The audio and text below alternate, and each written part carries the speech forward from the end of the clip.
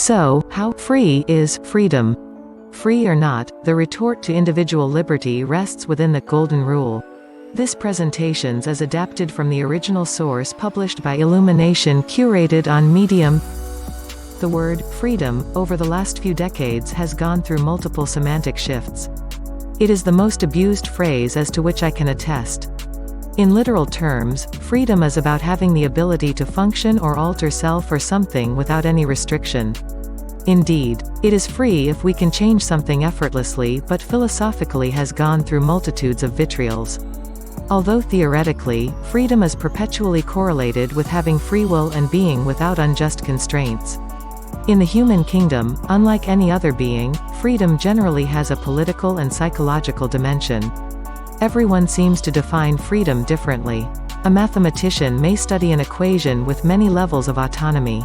The physicist may come up with a mathematical concept also applied to a body, constrained by a cascade of measured calculations, whose grades of freedom define the number of independent gesticulations that are granted.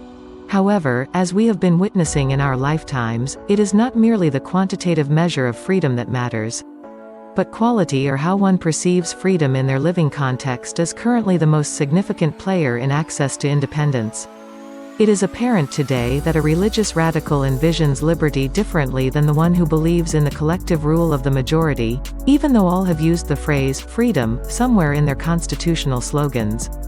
But to the irony of all, very few have consistently endorsed individual autonomy and the Golden Rule. Some, like Wendy Kyung-chun philosophically, try to create a distinction between freedom and liberty. Wendy Wei Kyung-chun is the Simon Fraser University's Canada 150 Research Chair in New Media and the past professor and chairperson of Modern Culture and Media at Brown University.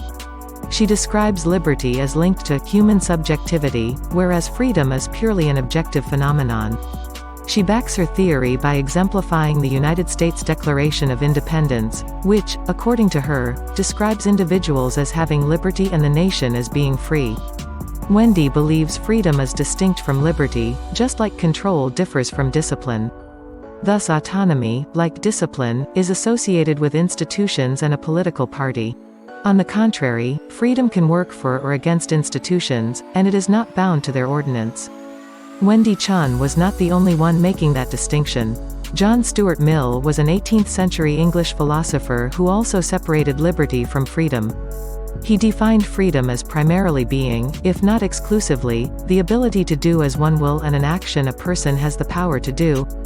In contrast, liberty concerns the absence of arbitrary restraints and considers all involved rights. As such, the exercise of freedom is subject to capability and limited by the rights of others. Therefore, freedom and liberty may or may not coexist, just as one can be liberated yet be bound by certain restrictions. Once again, logically, we won't have to separate liberty from freedom through a semantic shift or philosophical arguments if we truly incorporate the concept of the Golden Rule in our everyday lives by coupling it with transparency and holding everyone accountable based on that principle. Democracy foresees freedom within a political vacuum. Democracy, at the very least, predisposes freedom and liberty to political scrutiny. The democracy of the liberals dictates that establishing and protecting freedom government is the ultimate answer. Right, although the government is evil, it is necessary and somewhat inevitable. Nonetheless, the government itself needs to be limited and be on checks, balances, and restrictions, not the other way around. Then again, not just any government will remain under checks and balances for long.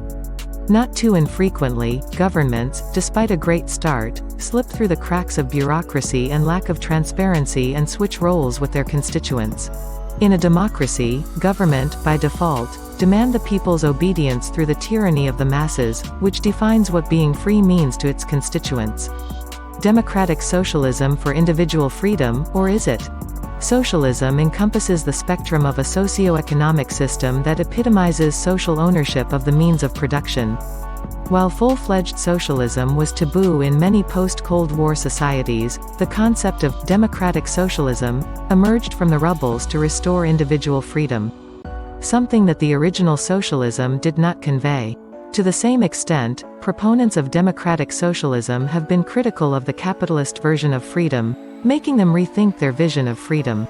Democratic socialists want to promote individual freedom and win a society where everyone has a real say in the significant decisions affecting their lives by decommodifying necessities like healthcare, education, and housing. But ironically, the firms should be run collectively and democratically by their workers. Democratic socialists want to gain control over the most critical social decisions to put them in the hands of laborers and consumers. They merely accomplish that through strict campaign finance laws, attacking the corporate dominance of the media, and removing institutional barriers to popular rules, such as the Electoral College and the Senate in the United States. Democratic society will require socializing the financial sector so that the public will set investment priorities instead of the cream of the crop. That means they would nationalize utility industries such as energy and transportation publicly. Then, eventually, the most significant sectors will need to be brought under public control. As one would acknowledge, there is no individual freedom in a socialized system despite the Social Democrats' claim. Freedom to them means bigger government, more control, and less personal autonomy. Capitalism observes freedom through the spectacles of economic slack. It sees an economic system based on the private holding of productive assets within an economy. The fundamental Friedmanian freedom is financial freedom as a precondition for political freedom. And places liberal doctrine at the center of corruption since the Great Depression. Milton Friedman believes a free desirable society must enjoy a convenient label. But that is easier than done in today's overtly politicized stage. In today's political arena, where free market capitalism has taken a turn into the crony capitalist corner, freedom has lost its credibility to corporatism and monopoly. A communist nation believes in freeing individuals from long working hours by automating production and eliminating corruption integral to the division between workers and owners. A communist system sees an individual's liberty in the sense of having one's life structured around survival, which Karl Marx, the founder of contemporary communism, referred to as a transition from the realm of necessity to the realm of freedom. Society is composed of an intellectually inclined population with both the time and resources to pursue its creative hobbies and genuine interests and contribute to creating social wealth in this manner. Karl Marx's radical individualism considered true richness to be the amount of time one has at his disposal to pursue one's creative passions. So, do we really need freedom? Freedom is a two-way street. One cannot expect to be free if they don't respect others' freedom too. Because of failure to uphold that notion, many take refuge in redefining freedom and liberty or defy freedom altogether. We must recognize that freedom has a list of its true meaning, just like liberty, independence, autonomy, and equality. In reality, no one is entirely free under the current terms. Some say one's talents, family circumstance, job, prosperity, cultural standards, and laws against murder, incest, burglary, and so on constrain and circumscribe your choices. And then there is the freedom of others that necessarily limits their freedom. Yet again, that would be true if we fail to incorporate the golden rule and transparency within the liberty equation. Some uphold the portrait of freedom and rights, such as religious freedom or freedom of speech. The other stance is that rights have no extraordinary stature unless authorized by the government or sustain certain rituals. Absolute monarchy like Saudi Arabia is an example where it theoretically pursues just society by definition of one family. Or the Chinese Communist Party that claims an equitable society. In turn, the internationally recognized justification for freedom is by reference to human rights, those ordained for a human being. Freedom is not free. Indeed, there is no price one can place on freedom. However, it does not mean lawlessness and does whatever without consequence. Freedom isn't free is eminent for its rhetorical use for the past century. Freedom isn't free is an American expression utilized widely in the United States to illustrate appreciation to the military for defending individual freedoms.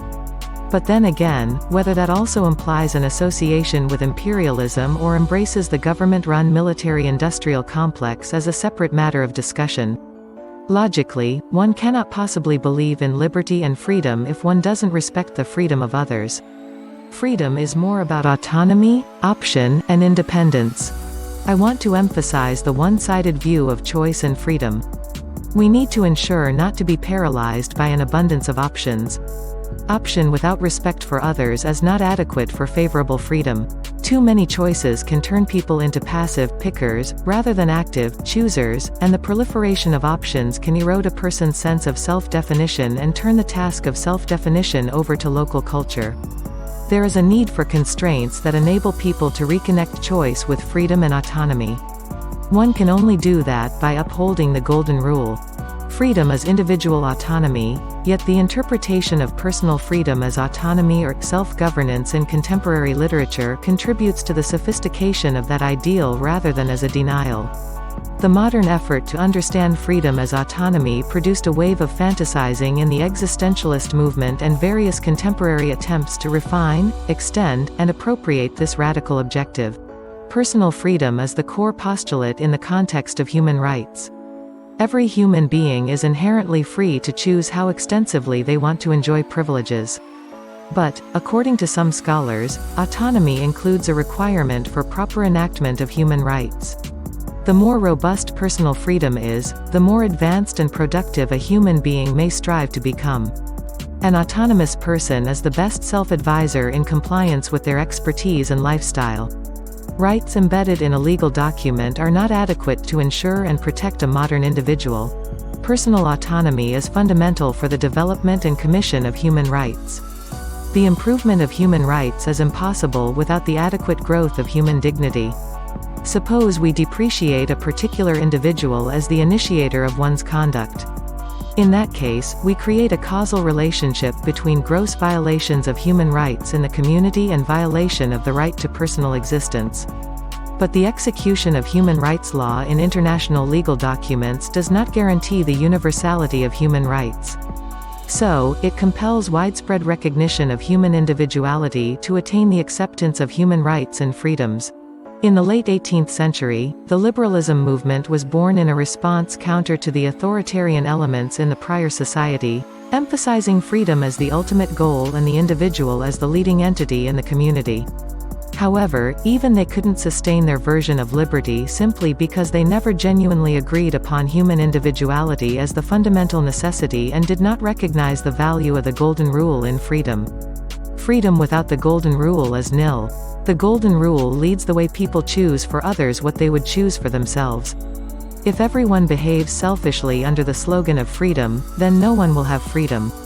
Individual freedom requires every sovereign individual's independent collaboration without infringement on others. And yes, indeed, it is priceless with no warranty.